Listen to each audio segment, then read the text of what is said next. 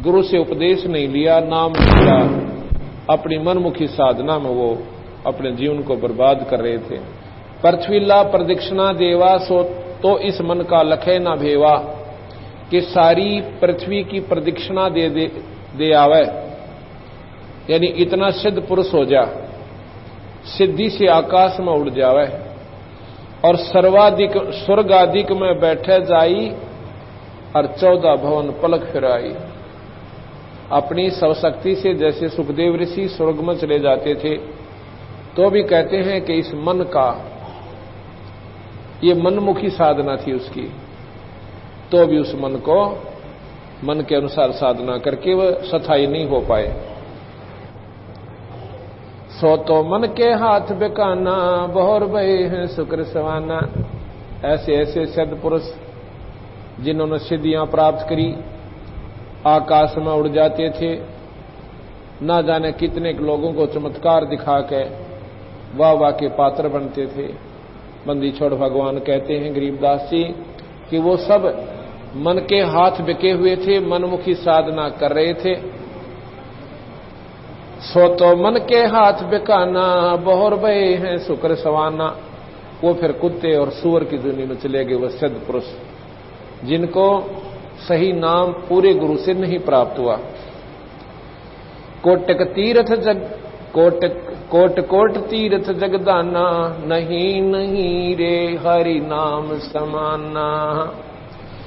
करोड़ करोड़ तीर्थ कर लेवे और यज्ञ दान कर लेवे, लेकिन उस परमात्मा के सच्चे नाम के बराबर नहीं है। कोट कोट तीर्थ जगदाना, यज्ञ जग, क्योंकि महाराज ने भाषा को विशेष महत्व नहीं दिया।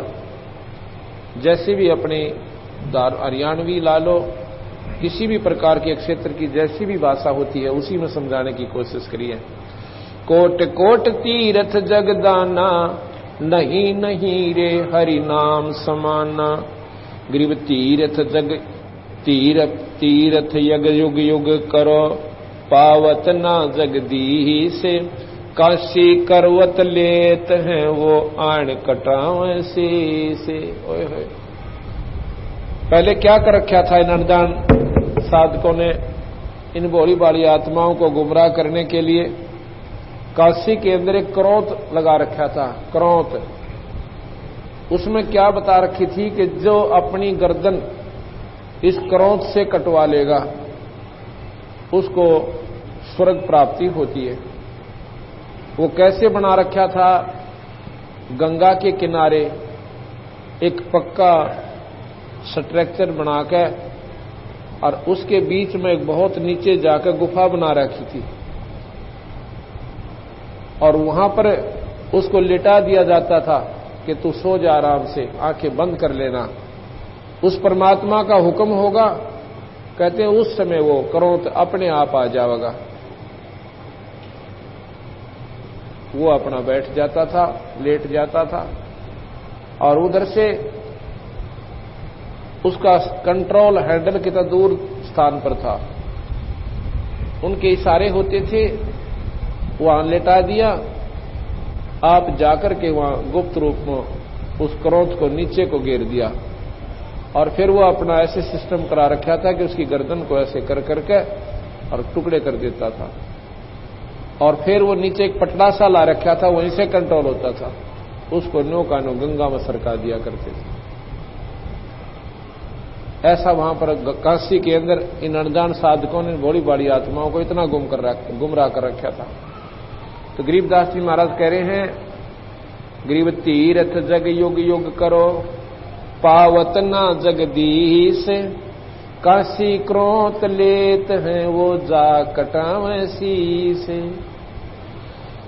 तीर्थ व्रत अरु जोग जुगादम, नाम बिना सब कूड़ समादम। कर्म कांड से पावे राजम, जन्म पूर्व ले बिगड़े काजम। तीर्थ व्रत योग चाहे कितने दिन ताई करते रहो, नाम बिना सब कूड़ संवादम। जिसके पास नाम का जाप नहीं है, ये वाद विवाद कितनी भी वार्ता कथा वो सुनावे, वो कूड़ यानी अनजान साधना है, उसका कोई लाभ नहीं।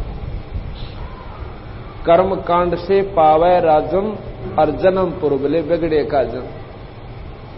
जैसे भी कोई तप करता है, कोई यज्ञ साधना कर लेता है, धर्म अधिक कर देता है, तो उसके प्रभाव से अगले जन्म में वो राजा हो जाता है, और राजा तीसरे जन्म में फिर पशु योनि में चला जाता है, क्योंकि भगवान के नाम की भक्ति का बीज उस प्राणी में प्रवेश नहीं हुआ। तप से राज राज से तेजम, पाठ पटंबर भोग सेजम। तप से राज मदमानम, जन्म तीसरे सुकर समानम।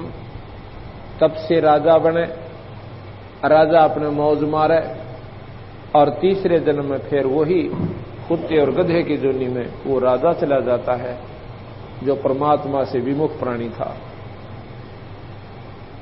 कर्म कांड सुरगापुर बासा, फिर घोर कोंड पड़ नरक निवासा। गज तुरंग पाल की अर्था, नाम बिना सब दानम व्यर्था। कितने ही मौज आपने कर रखी है, लेकिन जितने भी आप दान धर्म कर रहे हो, बिना नाम बिना गुरु के अगर करते हो, तो नाम बिना सब दानम व्यर्था। ये सभी दान आपके व्यर्थ हैं, इनका कोई लाभ आपने नहीं मिलेगा। कैसे? गुरु बनाया नहीं, और कितने ही भंडारे कर दिए, कहीं पर हरिद्वार में जाकर भंडारा कर दिया, या वैसे भी अपने मनमुखी कोई साधना करवाते रहे, करते रहे, अच्छे पुण्य कर दिए, किधर गौशाला में दे दिया, यानी पशु पक्षियों को भी खिलाते रहे। इन सारों का परिणाम क्या होगा? जिन्होंने नाम नहीं ले रखा, उन प्राणियों को इस किए ही पुण्य का परिणाम जरूर मिलेगा, लेकिन वो मनुष्य नहीं बनेंगे। अगले जन्म में उनको पशु योनि मिल जाती है। मान लीजिए जैसे कई कुत्ते आपने देखे होंगे, उनको ऐसी सुविधा उपलब्ध होती है, मेरे ख्याल में मनुष्य जीवन में भी 50% व्यक्तियों को प्राप्त नहीं है। बढ़िया कोठी के मारे ना, अलग से उसका कमरा होगा, और कई तो ऐसे कहते हैं कि हमने तो अपने टॉमी के ऊपर विशेष कूलर का प्रबंध कर रखा है उस कमरे में, और ऊपर पंखा चलता है। दिन में 3 बार नौकर स्नान करवाता है, और डॉक्टरी जांच करके उसको भोजन मिलता है। कार में चलता है, ड्राइवर अगली सीट पे और कुत्ता पछली सीट पे। उसके जो मालिक है चलाने कोठी वाला, वो तो ड्राइविंग कर रहा है, और वो कुत्ता देवता पिछली सीट पे अपना ठाठ से न बैठा, जो कि इस प्रकार मालिक बैठता है। अब उस अनजान आत्मा ने दान घने कर रखे थे, उस दान की सुविधा प्रतिफल उसे ऐसा मिल गया, कार भी मिली, खाना भी इतना बढ़िया मिला, और अच्छा स्थान रहने को मिला, लेकिन मानव शरीर नहीं मिला। अगर उसने नाम भी ले रखा होता तो मनुष्य को शरीर मिलता, और ये सुविधा उसको मानव शरीर में प्राप्त होती। इसलिए महाराज कहते हैं, नाम बिना सब दानम व्यर्था। नाम बिना वो दान व्यर्थ गया, क्योंकि पशु योनि में बढ़िया स्थान समय अपना व्यतीत कर लिया, और अगले जन्म में उससे भी बुरी योनि में चला जाएगा वो प्राणी। फिर 84 का गेड़ लंबा चौड़ा, बहुत लंबी व्यवस्था हो जाती है।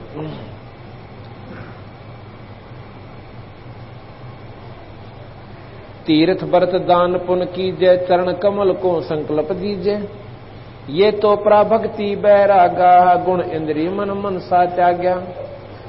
तन मन धन संकल्प कर दे ही, सो साधु है भक्ति स्नेही।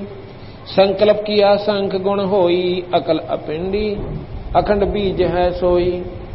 सोई बीज भोग्या भगवान ना, संकल्प किया द्रौपदी दाना। कंदुर सुदामा अर्पण कीने, पल में पुरी राम रच दीने।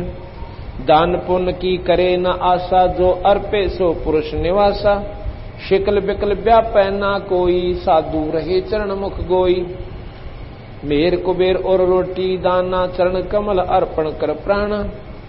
इस प्रकार महाराज बताओ से कि भाई दान पुण्य भी करे तो बिना किसी इच्छा के करे। हमने मान लीजिए कोई अपनी मनोकामना पूर्णा के ताई और कोई भी धर्म का काम बोल दिया कि ऐसा करवा दो मेरा ये काम हो जाए, ठीक है वो काम आपका होगा, लेकिन वो पुण्य आपको आगे काम नहीं देगा, वहीं समाप्त हो जाएगा। यदि हम अपना कर्तव्य समझ कर और धर्म पुण्य करते रहें और नाम लेकर के गुरु से, तो वो हमें दोनों फल देते हैं। दोनों फल देवेगा, जैसे वो काम भी सरेंगे जो आने वाले कठिन हमारे कर्म थे वो भी हल्के होंगे और साथ में परमात्मा की प्राप्ति भी होगी। दान पुण्य की करे न आशा, जो अर्पे सो पुरुष निवासा। शकल बिकल व्यापै ना कोई, साधु रह चरण मुख गोई। अब कई ये कहते हैं, सकल बिकल कहते हैं कि जैसे हम धर्म पुण्य भी कर रहे हैं, परमात्मा का नाम भी ले रहे हैं, और एक काम कोई ना सरे किसी कारण से, तो सारे उलाने दे देंगे भगवान ताई। मन न्यो भी करता था, मन नाम भी ले रखा से, मन दान भी बतेरा कर लिया, पाठ भी करवाए। कहते ये नहीं, अपना देखा फिर तमाशा उस सतगुरु का। हो सकता है कोई ऐसा कर्म हो कि थोड़े बहुत कष्ट में और बड़ी बीमारी टलती हो, अपने मंदी छोड़ पे विश्वास रखे। सकल बिकल व्यापै ना कोई, साधु रह चरण मुख गोई। मेर कुबेर और रोटी दाना, चरण कमल अर्पण कर प्राण। चरण कमल धुन लाई ये, हरदम बारंबार। गरीब चरण कमल धुन लाई ये, हरदम बारंबार। अर्थ धर्म का मोक्ष हो ही, साहेब के दरबार। कोट बदर टूटन ते राख्या, जा साधु का बाल निबाका। मुटरी बांध रहे जो न्यारा, जाके पड़े शीश पे जारा। इच्छा रूप करे जो दाना, अपना वृद्ध लजावे बाणा। इच्छा रूपी जो दान करते हैं वो कहते हैं भक्ति को लजा रहे हैं, उन्हें ज्ञान नहीं हुआ अभी। इच्छा रूपी करे जो दाना, अपना वृद्ध लजावे बाणा। विद्या वेद पढ़े चतलाई, दरवधार बूढ़ी पंडिताई। विद्वान लोग कथा करने वाले महाराज कहते हैं इन्होंने काम बिगाड़ लिया सारा। पैसे के लालच में कथा करने लग गए, और जो भी उन सुनने वालों को पसंद आवे वो सुनावे, चाहे वो उनको पथ भ्रष्ट करे, चाहे उनको वो नरक में ले जावे। उन्होंने ये उद्देश्य बना लिया कि सुनने वाले राजी होने चाहिए। अगर वो नौके है मूर्ति पूजा ठीक है, हाँ बिल्कुल ठीक है भाई, 3 में 3 व करनी चाहिए, और बढ़ावा दे देंगे उसने। उन्हें तो उन पैसे से तात्पर्य है, लेकिन भाई या कड़वी दवाई खाए बिना या सच्ची बात सुने बिना इस जीव का उद्धार कभी नहीं हो सकता।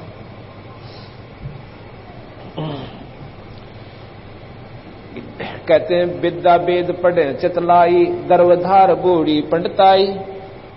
दर्व कहते हैं धन को। इस धन की धार में या विदुता नष्ट कर ली, बूढ़ी पंडिताई डूब गई, वो विदुता भगवान की जो पंडिताई खत्म होगी। इतने पंडित आशा माही, गुण गायत्री का बल नाही। सुतक पातक करें आहारा, पंडित जी में जग जो नारा। सुनो आज सन का अधिक धर्मा, सुतक पातक नीचे कर्मा। ये सुतक पातक जीवना ये नीच कर्म होते हैं, ये पाप के भागी होते हैं। पहले तो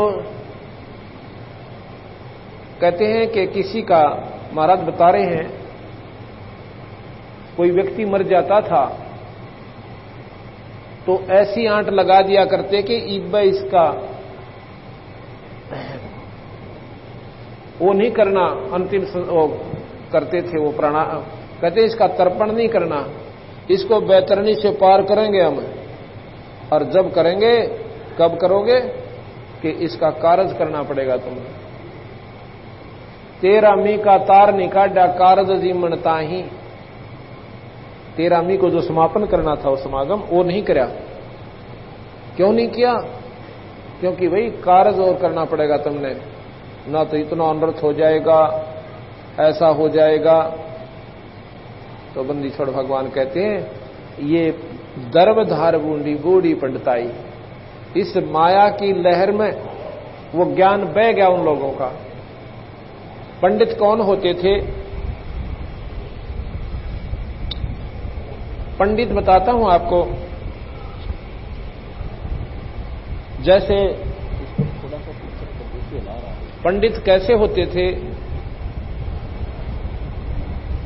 जैसे गामा जी पंडित थे। पंडित नाम है विद्वान का जिसने पूर्ण ज्ञान हो कि ऐसे कर्म करने से हमें ये हानि होगी और ऐसा कर्म करेंगे तो हमारा धर्म नष्ट होगा, हमारे को पाप लगेगा।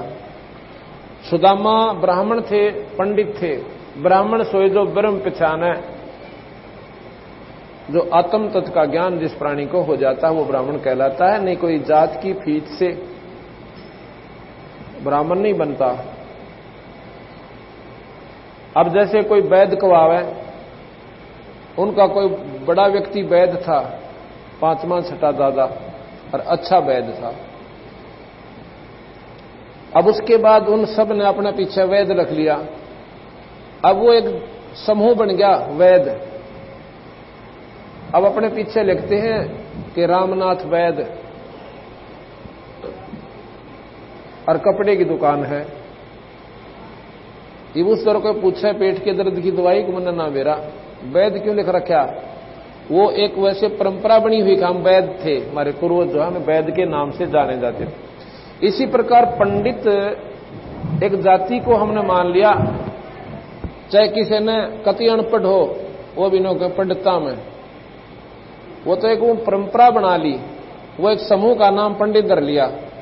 वो पंडित नहीं है। पंडित वो है जो मार्गदर्शन करते हैं, जिनको विद्वान कहा जाता है। और वो पंडित जो हैं उनके द्वारा किया गया गुमराह प्राणी भटकता है, भ्रमता है, वो दोषी कहला है। तो उसके लिए महाराज कहते हैं सूतक पातक नीचे कर्मा, सुनो आज सनकादिक धर्मा, ये सूतक पातक नीचे कर्मा। सुदामा जी पंडित थे, उसकी पत्नी ने बहुत ही प्रार्थना विनय करी कि देखो हम बहुत टोटे में दुखी हो रहे हैं, और बच्चे हैं ये भी बेचारे कई बार तो रोटियां बिना सो जाते हैं। और आप कहते हो कि कृष्ण जो राजा है मथुरा के, द्वारका के, वो मेरे साथी थे, सहपाठी भी थे, और सहपाठी का प्रेम कुछ न्यारा होया करे।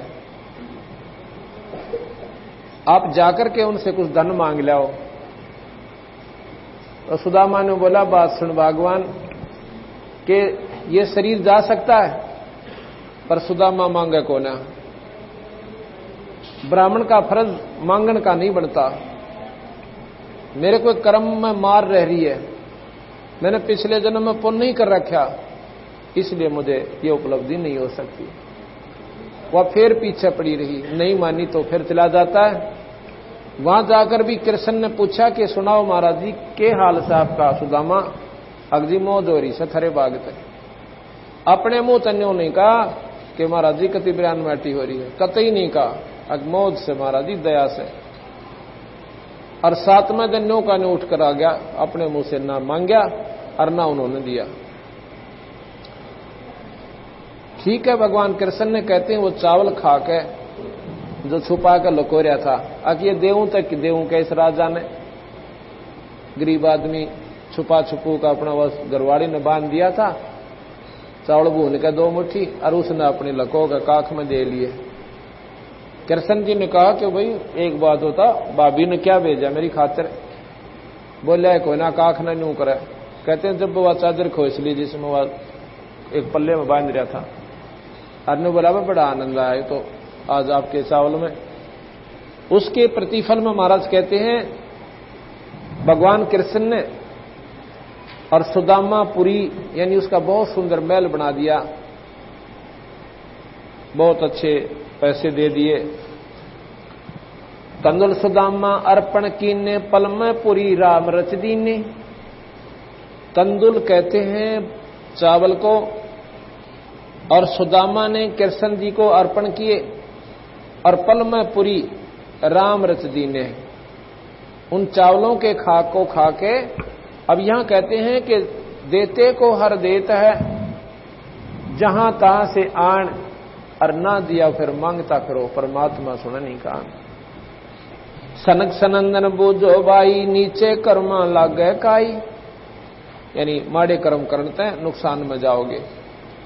ऊंचे कर्मा कर्म कटाही, सो पंडित तुम जानो नाही। ऊंचे कर्म करते नो के काम पाप कट जाते हैं, ये कर्म कटते हैं, वो तुमने ज्ञान नहीं। जीव यज्ञ में होम कराई, सो वह यज्ञ काम किस आई। कहते हैं यज्ञ के अंदर महाराज जी बता रहे हैं कि तुम जीवों को मरवाते हैं। कैसे यज्ञ कराते थे राजाओं से, उनके हाथ से अजा कहते हैं बकरी को, बकरी कटवाते थे, और उसको फिर न्यू का न्यू हवन पूर्ण हो लेता, उस बढ़ते हुए बट में उस न्यू के न्यू बकरी को डाल देते थे, और फिर वो मांस जब हो जाता था उसको बाद में वो सब अपने आप बाद में भुने हुए कच्चे मांस को जैसे विधि से उन्होंने नमक वमक लगा के और फिर वो प्रयोग करते थे। कहते हैं प्रसाद बन गया, अब इसका पाप नहीं। महाराज जी कहे इतने अनुदान बन गए, जीव के स्वाद की खातिर ने भी ना सोचा कि इतना अनर्थ करने लग रहे धर्म के काम में, और जीव हिंसा बता क्यों कर पार पड़े। जीव यज्ञ में होम कराही, जीव यज्ञ में होम यानी उसमें डाल दिए, और सो वह यज्ञ काम किस आई। एक जीव अचराचर माई, शिव ब्रह्मा की पदवी ताई। एक ही जीव है इस 21 ब्रह्मांड तक, चाहे वो कीड़ी है और चाहे शिव ब्रह्मा विष्णु महेश तक है, एक जैसा दुख है, एक जैसा वह सुख आवास करते हैं। कर हैं पाप करते हैं धर्मा, मनुष्य पकड़ कर होम्या यज्ञ नरमा। अश्व घोड़ा वृषभ बैल, ये अनपढ़ थे बंदी छोड़ गरीबदास जी, और संस्कृत बोल रहे हैं। अश्व वृषभ और अजा जराई, अजा कहते हैं भेड़ को, अश्व घोड़ा और वृषभ बैल और अजा भेड़ कहते हैं ये कटुआ के और तुमने जुल्म करवाया। अश्व वृषभ और अजा जराई, इनका पाप गिना नहीं राई। वो जो ब्रह्मा विष्णु महेशा, अचराचर का कहा अंदेशा। वो जो ब्रह्मा विष्णु महेशा, तिहूं देव का ना उपदेशा।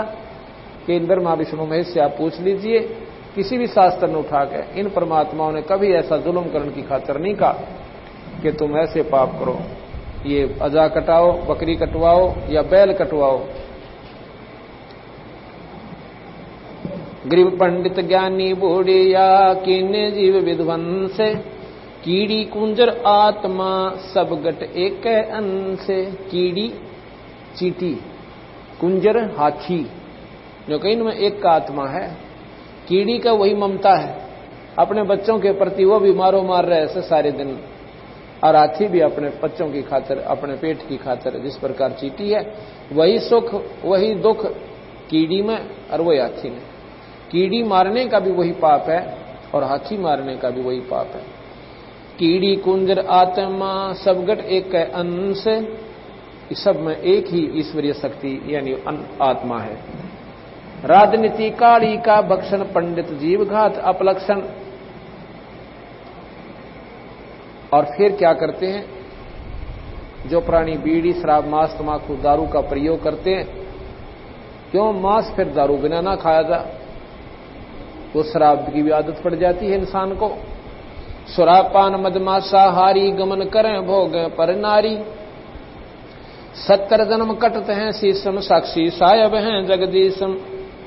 जो ये जुल्म करते हैं, सुरापान करते हैं, सुरापान माने दारू पीना, मद कहते हैं, सुरापान मद यानी अमल को, मांसाहारी जो मांस खाते हैं।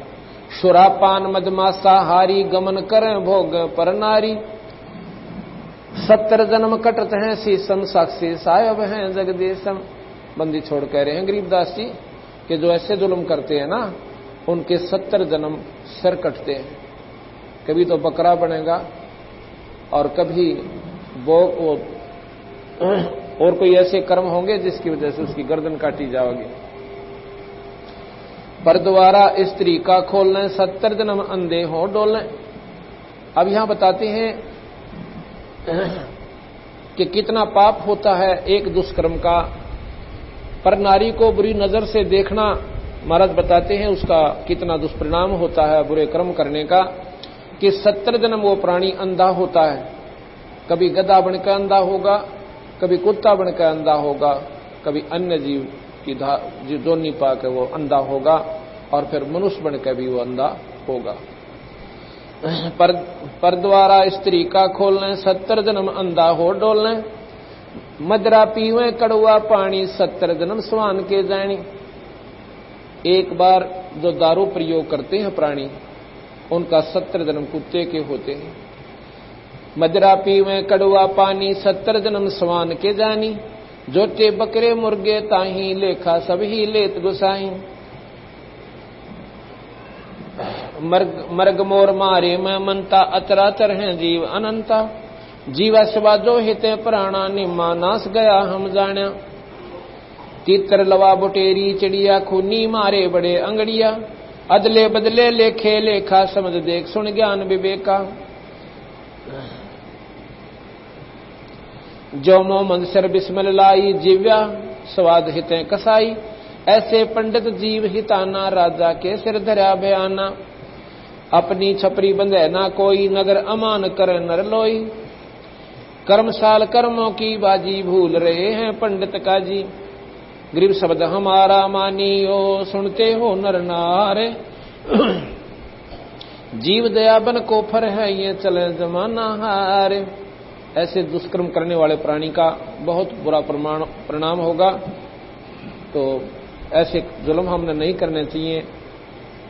मदरा पीवे कड़वा पानी और 70 जन्म स्वान के जानी।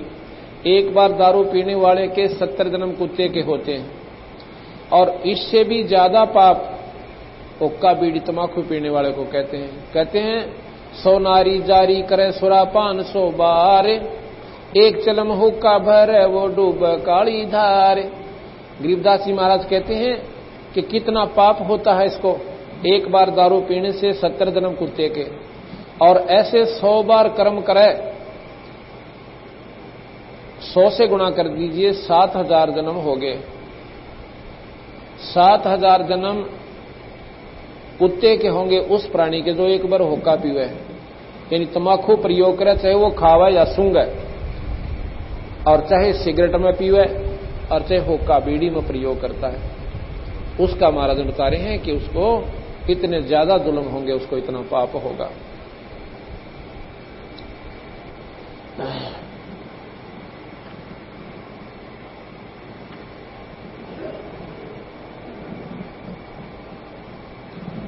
अब नाम के बारे में मैं तो बता रहे हैं कि हम मनमुखी साधना करते हैं।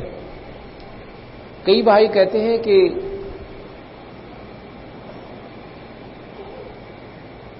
परमात्मा के केवल स्तुति कर लेने से, आरती करने से या परमात्मा के दर्शन करने मात्र से, कई कहते हैं कि हमने भगवान के दर्शन हो जाते हैं, जैसे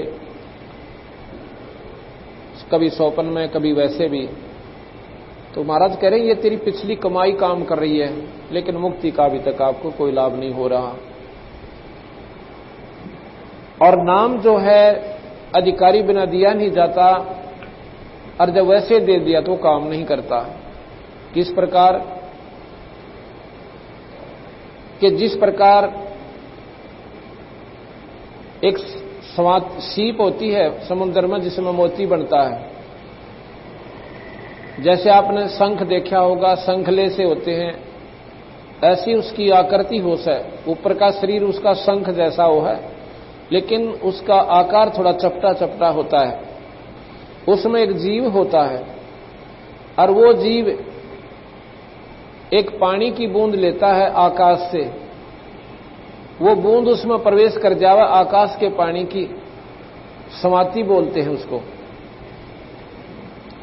और वो बूंद ऊपर का जो जल उसको मिल गया तो वो उसमें मोती बना देता है। यदि कब वो जल उसमें कब प्रवेश करता है, जब उसका वो मुंह खुला हो, अंदर उसको तड़फ बनती है और ऊपर आके वह समुद्र के ऊपरले हिस्से में मुंह खोल देती है। उसमें बारिश हो रही हो तो उसकी एक बूंद उसको काफी है और उस बूंद को लेकर मुंह बंद करके वो वापस पानी में चली जाती है। उससे वो मोती बन जाता है। अगर वो मुंह ना खुला हो और चाहे उसके ऊपर फिर सारा इंद्र बरस ले, कितनी तगड़ी बारिश हो जावे, उसमें वो मोती नहीं बन सकती। इसी प्रकार जिस प्राणी की अंतरात्मा में सच्ची लगन भगवान पाने की और नाम लेने की हो जाती है और उस तड़प के साथ वो नाम लेकर फिर अपनी साधना शुरू करता है तो उसको लाभ होता है। यदि नाम ना चाहते हुए भी वो नाम ले भी जाएगा तो उसको कोई लाभ नहीं होगा, क्योंकि उसमें वह कसक नहीं है। इसका उदाहरण देते हैं बंदी छोड़ के। एक समय इस पार्वती के जो भगवान शिव की पत्नी है 107 जन्म हो लिए। 107 जन्म उसके हुए और प्रत्येक जन्म में वो भगवान शिव को ही अपना पतिवर है और वो मर जावे भगवान शिव न्यू का नूर है। 108वां जन्म जब उसका होता है और गौरी नाम से वो उत्पन्न होती है, शिव जी से ब्याह हो जाता है। उस समय एक दिन नारद जी जाते हैं और पार्वती से कहते हैं, माता अकामबाई,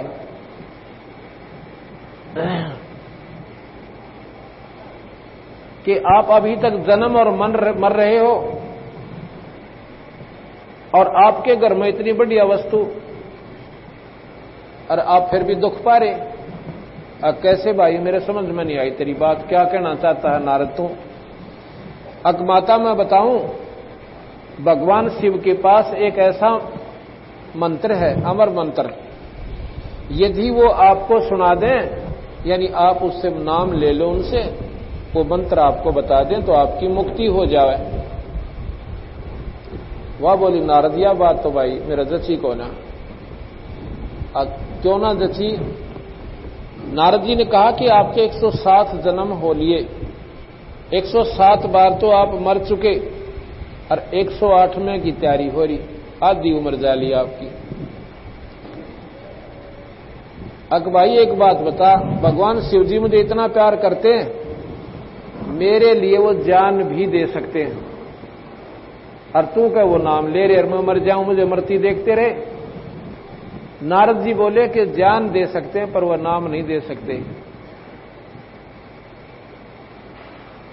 ने बोला भाई तो कि मैं अंग्रेजी से बोल रहा है, तो सीधी बता मैंने क्या बात है?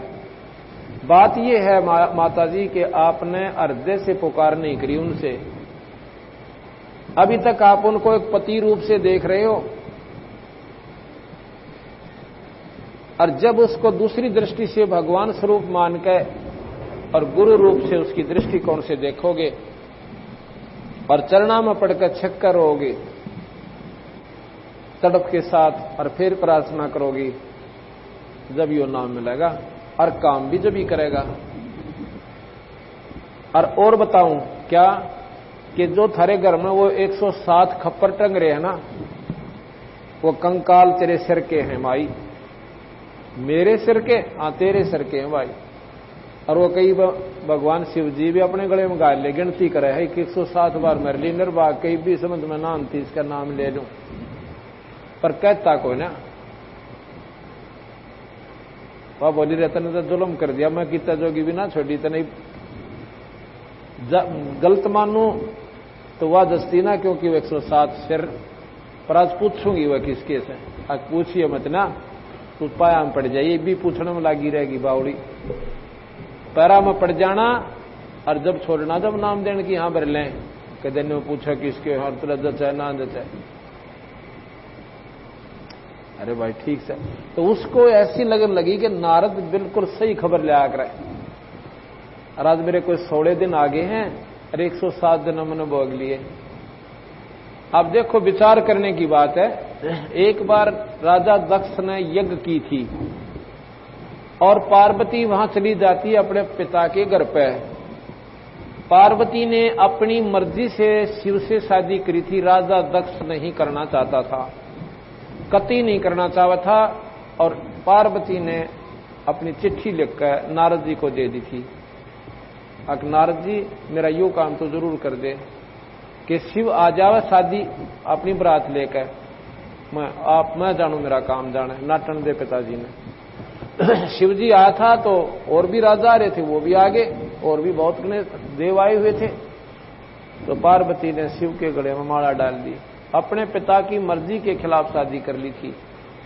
उसने दक्ष ने कह दिया था कि मेरे घर पर नहीं आ जाएगी आज के बाद, तू अर्जा कर ले ब्याह अपना, भाग जाए यहां से। तो वो चली गई थी। एक दिन राजा दक्ष ने यज्ञ कर रखी थी।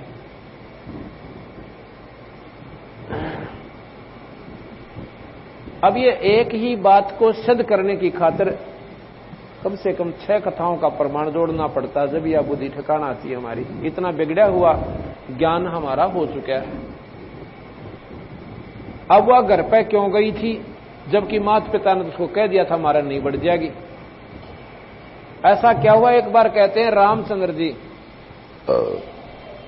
सीता के वियोग में और बड़बड़ में भटक रहे थे, रो रहे थे बुरी तरह।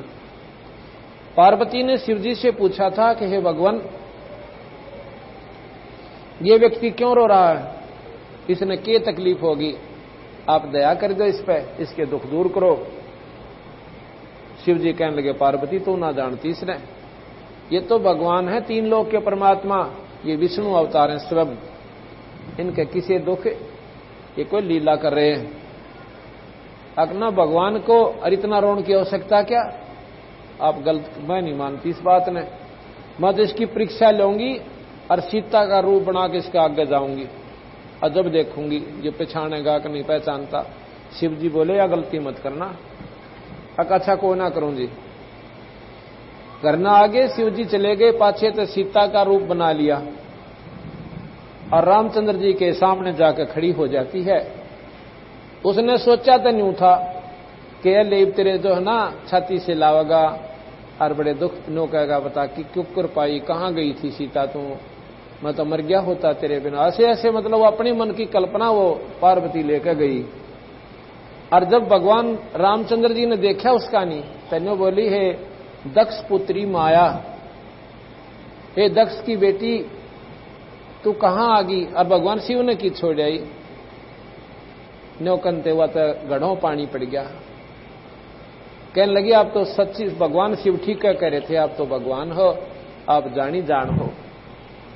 न्यो कहकर वापस आएगी और शिव जी के मन में भी कल्पना चलेगी कि वह पक्की अनाड़ी से मानना कोई ना, जो एक बार मन में ठान लेकर क्या होगी उसका हमने। तो पूछा कि तुम परीक्षा ले आई, अकना जी मैं कौन है लेकर आई परीक्षा। अच्छा झूठ भी बोला ऊपर तय, फिर हंसन लगी। अग्नि साची को थे, वह तो साचे भगवान से। बोला ठीक है, तेने मेरी मां का रूप बना दिया पार्वती, आज मेरे पत्नी रूप में मेरे लिए स्वीकार्य नहीं रही, आज से तू मेरी मां के रूप में है।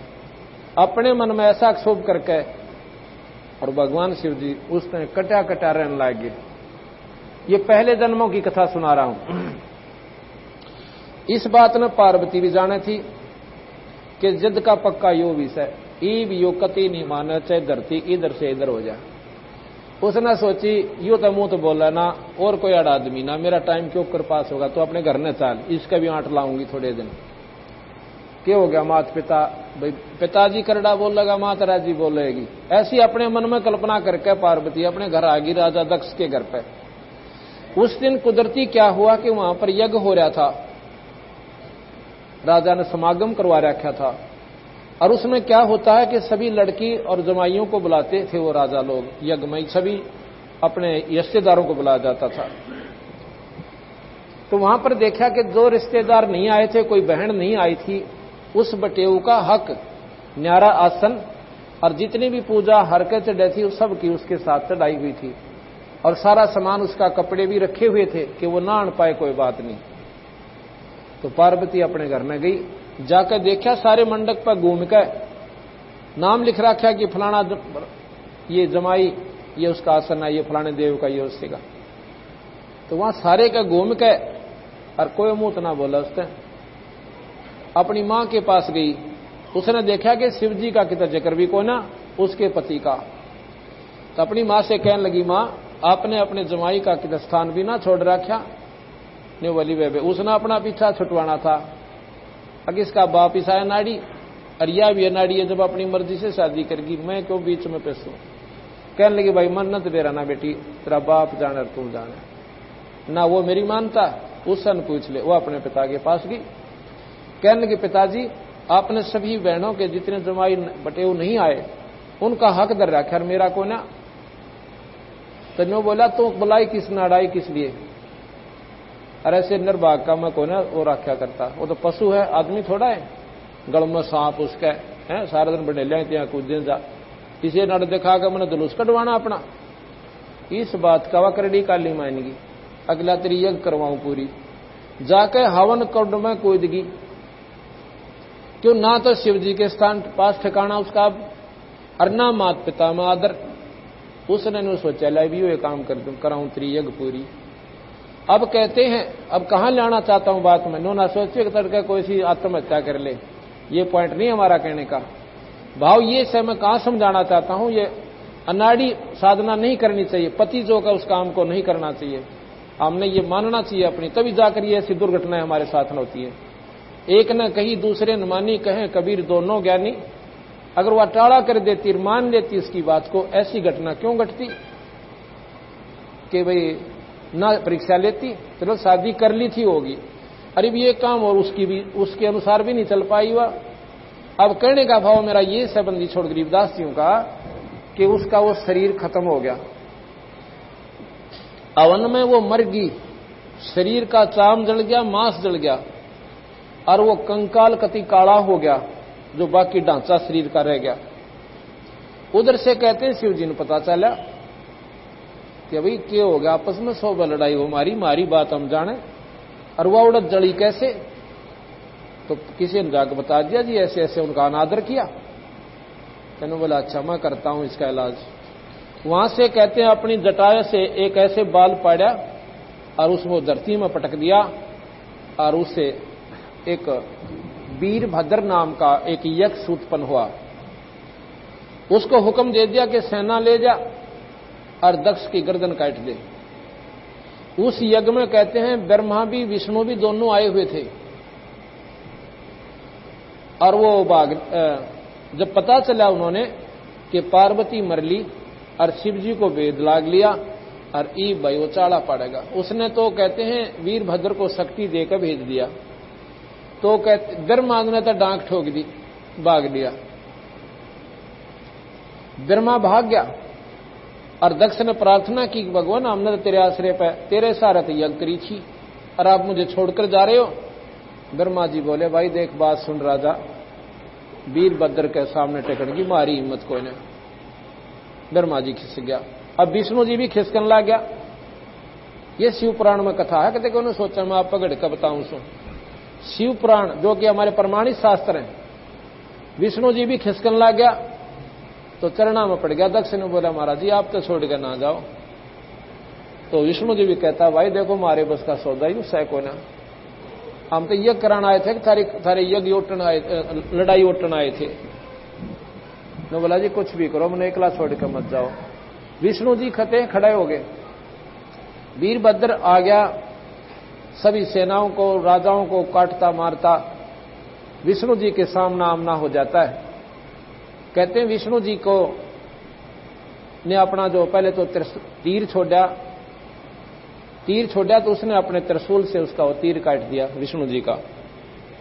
फिर क्या कहते हैं कि उसने सुदर्शन चक्र छोड़ा, सुदर्शन चक्र भी उसने अपने त्रिशूल से काट दिया और विष्णु जी ऐसे हो गए जैसे मूर्ति हो अग्र पत्थर की स्तंभ हो गए।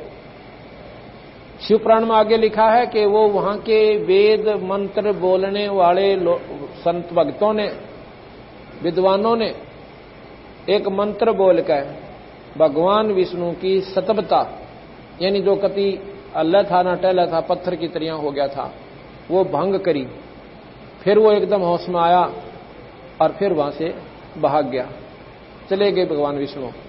आगे वो वीरभद्र ने जाके राजा दक्ष की नाड़ काट दी। ये लंबी कथा, अब इसको यही करते हैं। फिर कहते हैं भगवान शिव ने ये ज्ञान हो गया कि ऐसे ऐसे पार्वती को मार दिया, तो वो उसने पता भी चल गया कि दक्ष की नाड़ भी काट दी वीरभद्र ने। कई देवताओं ने जाके प्रार्थना करी भगवान शिव से, अके भगवान कोई बात ना, आपस में 100 बकवासनी होती है, पर राजा दक्ष के प्राण बख्श दो। कहने लगा भाई कोई ऐसा प्राणी ले आओ जिसकी नाड़ काट ले आओ और ताजी गर्दन कटी हो, मैं राजा दक्ष की गर्दन धड़ पर ला दूंगा, जीवित हो जाएगी। अब वो शीश नहीं लग सकता इसका। कहते हैं फिर जाकर के एक बकरे का काट ले सिर, राजा दक्ष का बकरे का सिर ला दिया, वो जीवित हो गया। फिर भगवान शिव ने क्या किया कि उस पार्वती के उस कंकाल को उठाया और अपने कंधे पर धर लिया।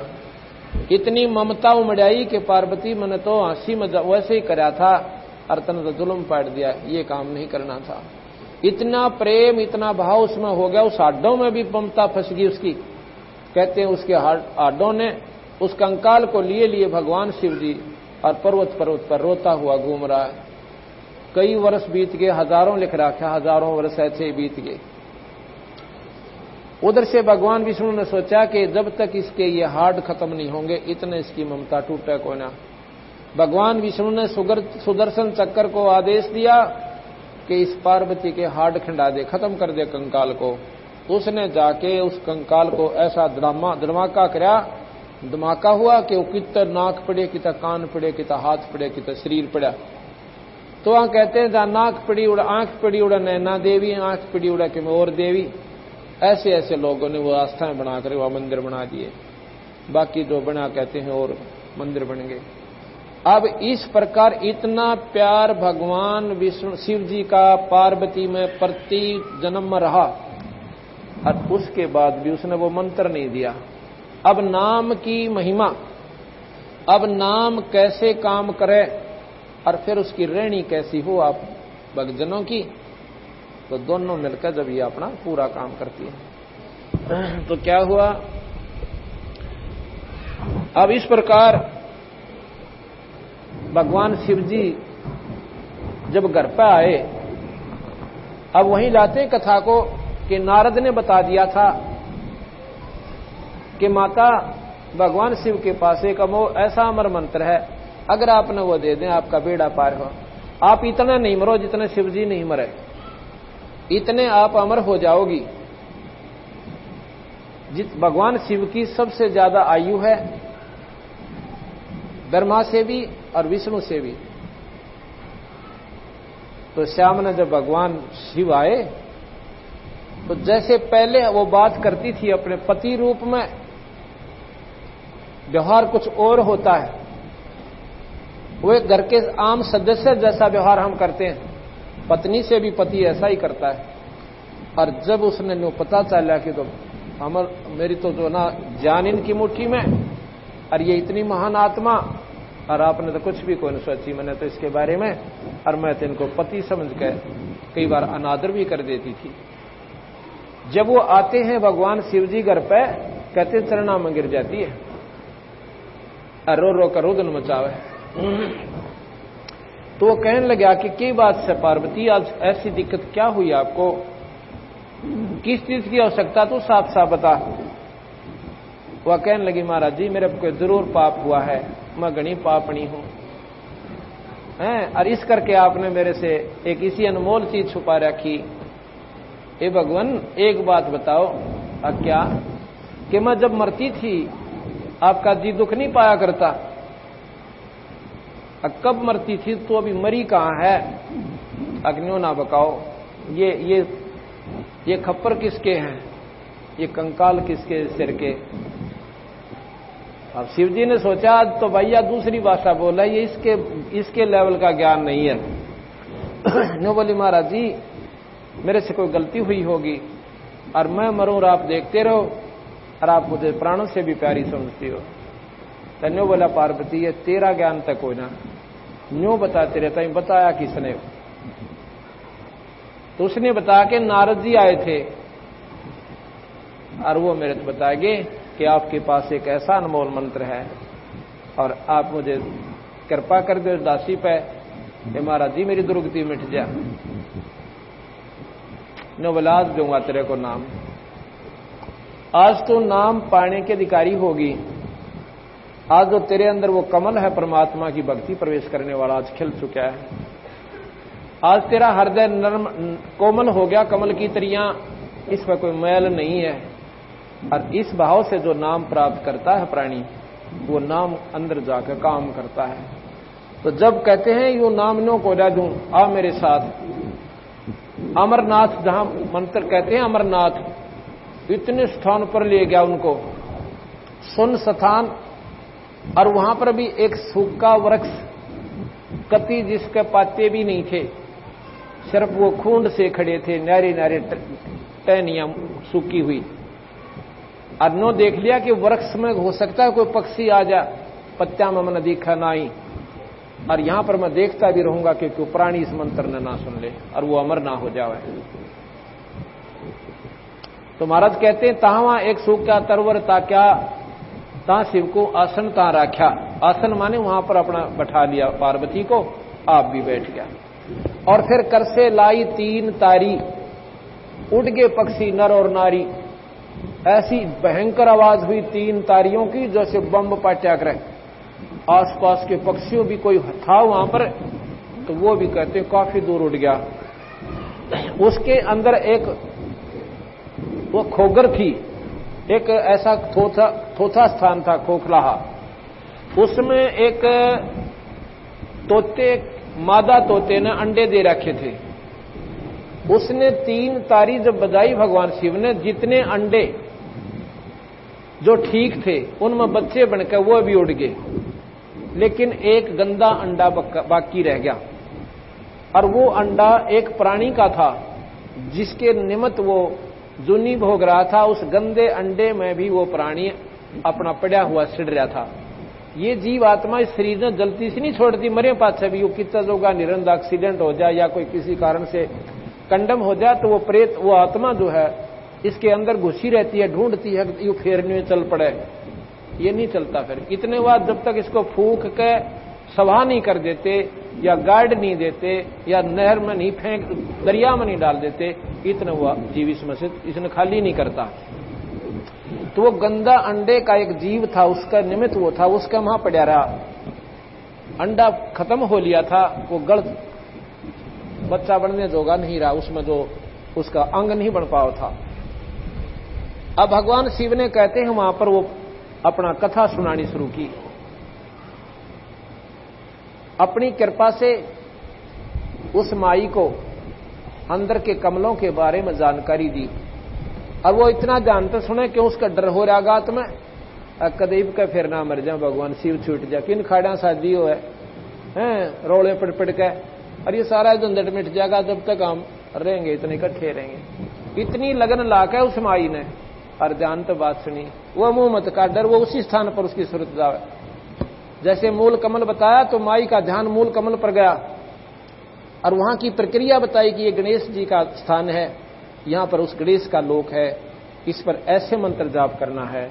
आगे फिर ना भी स्वाद चक्र है, उसमें ब्रह्मा और सावित्री का मंत्र है, ये मंत्र जाप करना है, वहां दोनों का वास है। ऐसा सौर्य बताए। एकदम वह शरीर के अंदर घुस गई, शरीर के अंदर सूरत जाती है, उन पर ध्यान लगाती और यहां पहुंच जाती है। जब तक कंठ कमल तक ये प्राणी रहता है, इतना वह हंकारे भर रही है, हाँ जी हाँ जी हाँ जी, ऐसे देख रही है हाँ जी। जब ये यहां सुन में पहुंच जाती है, तो वहां जी करना बंद कर दिया। जो ऊपर का पक्षी जो गंदा था अंडा, उसमें तोता बन गया, और वो लग गया हाँ जी कहन। अब उसके भी गेल चले वो मंत्र। इतने में कहते हैं भगवान शिव ने देखा इसकी तो समाधि लग गई, या बोल नहीं रही, ये आवाज कहां से आई। जब ऊपर देखा तो वो तोता जो है वहां से उड़ लिया। भगवान शिव उनका पीछे पड़ लिया। वो जाकर तोते के शरीर ने छोड़कर वेद व्यास की पत्नी ने जमाई ली, जमाई के द्वारा वो सूक्ष्म रूप के द्वारा और गर्भ में चला गया और वहां जाकर के सुखदेव का के रूप में फिर 12 साल उस मां के गर्भ में रहकर उत्पन्न हुआ। ये सुखदेव जी की उत्पत्ति भी इसी कथा में आएगी। इस प्रकार उस पार्वती को कबीर भगवान शिव ने अमर कर दिया। कितना अमर कर दिया? जब तक भगवान शिव रहेंगे पार्वती उनके साथ रहेगी, और जब महाप्रलय होगी, जब ये सभी नष्ट हो जाएंगे, वो फिर दोबारा इस मर्तमंडल में ऐसे चक्कर काटेगी जैसे पहले काट रही थी।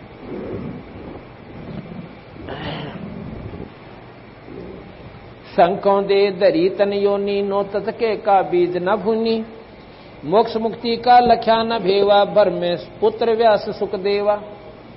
अब देखो,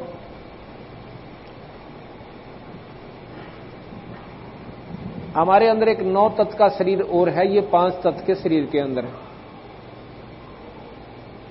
उस शरीर में, इस शरीर के माध्यम से हमने उस 9 तत्व को परिपक्व करना है और उसके माध्यम से हमने मुक्ति पानी है। लेकिन हम सच्ची साधना ना करके वो हमारा कच्चा शरीर रह जाता है, फिर दुनिया पाते रहते हैं। गरीबदास जी महाराज लिखते हैं कि मोक्ष मुक्ति का लख्या न भेवा, और भर में पुत्र व्यास सुख देवा। मोक्ष मुक्ति का उसके भाव भेद नहीं पाया उसने, भगवान सुखदेव जी ने अपनी पहले बहुत घना दुख पाया, तुरा कितने जन्म भोगे, और फिर उसका कोई ऐसा कर्म आगे अड़ गया कि भगवान शिव की वो कथा सुनने से वो तोते के शरीर में प्रवेश कर गया, और उस मंत्र से उसके जो अंदर सूक्ष्म शरीर था वो अमर हो गया।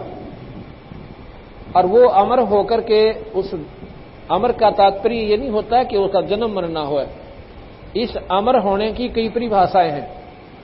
वो तत्व ऐसा बन गया कि उसमें यादाश्त होगी, उसको इतनी यादाश्त होगी उसने सूक्ष्म शरीर में कि अभी पाछले जन्म मेरे बहुत मुंडे बीते और इब क्या गलती करो नहीं, इसको इतनी चेतना रहने लगी। तो उस मां के गर्भ में प्रवेश कर गया और बाहर नहीं आया। बाहर नहीं आया तो कहते हैं काफी दिन के बाद 12 वर्ष जब बीत जाते हैं तो भगवान शिव कहता है कि बाहर निकल तो न मारूंगा, और वो नौका में बाहर निकलूं को ना। विष्णु को याद किया, विष्णु जी आगे कहने लगे क्या बात है भोलेनाथ जी, कि मेरे ज्ञान को चुराकर ये जीव और इस वेद व्यास की पत्नी के गर्भ में है और इसको मैं खत्म करूंगा। क्यों भाई?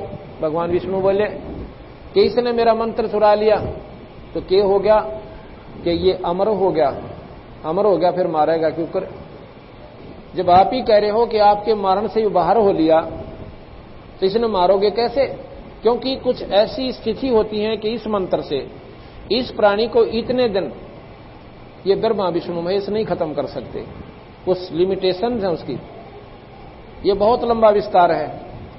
कन्या बोले जब ये अमर हो लिया और इतने दिन तक तो मार नहीं सकता, वर्षों तक, फिर यहां क्या की खातिर खड़ा बावड़े चाल चालेंगे? तो फिर विष्णु जी के मन में आती है कि सुखदेव गर्भ में, सुखदेव बोला है कहा महाराज जी कि तू बाहर आ जा। विष्णु जी कहने लगे तू बाहर आ जा। अक मैं नहीं आऊं बाहर, ब्रह्मा को बुलाओ। ब्रह्मा भी बुला लिया। ब्रह्मा जी, विष्णु जी, शिव जी तीनों कहने लगे भले पुरुष एक काम तक कर दे, तू बाहर आ जा। 12 वर्ष हो गए मां के पेट में। अगर आगे माताएं 12-12 वर्ष तक बच्चा ने गर्भ में रखेंगी, इनका तो जीना आराम हो जाएगा। ये 9 महीने भारी हो जाए। तू बाहर आ जा भाई, या गलत रीति मत ना गिरे। न्यू बोला जी कतई नहीं आऊं, पर एक शर्त पर बाहर आऊं कि तुम अपनी इस माया न जिसके कारण हमें यहां पर अज्ञान बनाते हो, हमारे ऊपर अज्ञानता का पर्दा छा देते हो, इस अपनी माया न हटा लो। अगर दबाइया तो ना हटा हमारे तक। हम कुछ समय रोक सकते हैं। कितनी देर रोक सकते हो? कि जितने भैंस के सींग पर राई रख दे और वह कितनी देर उस पर रह सकती है। भैंस का सींग ऐसे गोल, और भैंस नस्ली टका को ना कुआं जोगाड़ा कुआं सर मारे, उस पर राई रखते ही नीचे इतनी देर, यानी अक्सन भी ज्यादा हो इतनी देर काम रोक सके, फालतू माया नहीं रोका, जो बोला इतनी देर रोक दो। कहते तीनों देवा थम भी माया, और गर्भ उन्हीं से दूनी से बाहर आया, सुख दे सुख में उपजा, राई सिंह समो, नौ नाथ और 84 संग उपजे थे दो। जितने उस समय में वो इतनी देर जो माया रोकी थी, उस दौरान जितने भी मनुष्य शरीर के प्राणियों का जन्म हुआ था, उस समय वो उनको इतनी चेतना रहेगी जिसमें 9 तो नाथ बन गए और 84 वो आत्मा सिद्ध होगी, 93 और 1 सुखदेव आया। उस क्षण में इतने जीव उत्पन्न हुए थे इस मनुष्य शरीर में, और उनको इतनी लगन चेतना रहेगी कि वो अपनी आत्मा के आधार पर, क्योंकि जागृति रही और पिछले कर्मों का उनको ज्ञान रहा कि पाछे बहुत गणे दुख पाए, कभी गधे बने कभी गधी बनी। सुखदेव ऋषि अपनी आत्म कथा बताता है। एक महात्मा बोला ऋषि जी कि भाई सुखदेव, तू तो बहुत ध्यान मगन रहता है, तो थोड़ी बहुत देर बैठा भी कर हमारे साथ।